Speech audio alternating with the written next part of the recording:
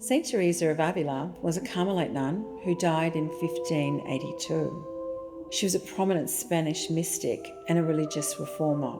In August 2024, with the Vatican's approval, Saint Teresa's tomb was reopened, allowing a research team from the Gabriele D'Annunzio University of Chieti-Pescara to study her remains.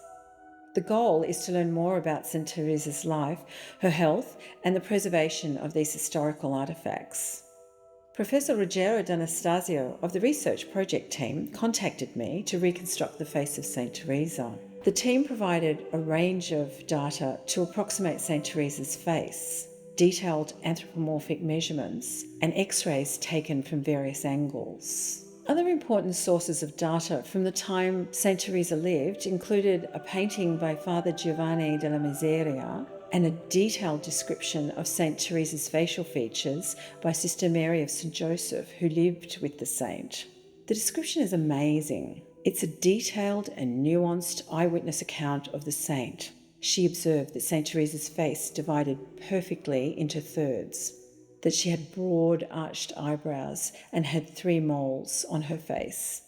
The key to reconstructing Saint Teresa's face was to methodically cross-reference all of the sources of data at every stage of the process. I started by reconstructing the skull in clay using the anthropomorphic measurements and X-ray images. I placed the mandible correctly and sculpted teeth to replace those which had fallen out post-mortem. I then used a combination of forensic facial approximation methodologies used in the US and the UK. This involved a number of stages. First, tissue depth markers are placed at specific points across the face and the skull. Then, using soft oil-based clay, I modelled the major muscles over the skull's bony architecture. Soft tissue features like the eyes, nose, and lips were estimated using formulas based on measurements of the skull and by studying the X-rays.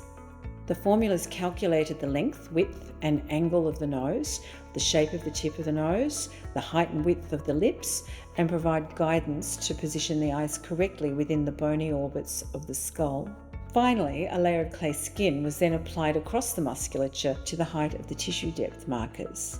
With the agreement of the Carmelite Postulator General, I sculpted Saint Teresa at around 50 years of age and reflected her appearance as plump, as Sister Mary had described. The veil, wimple, and robes of Saint Teresa were based on specific paintings and guidance provided by Father Miguel Angelo Gonzalez. The world has changed so much since Saint Teresa was alive in the 16th century. Modern technology enables us now to recreate faces from the past based on scientific data, which means that this sculpture could be the most accurate depiction of how Saint Teresa really looked in life. It has been an honour to do this important work.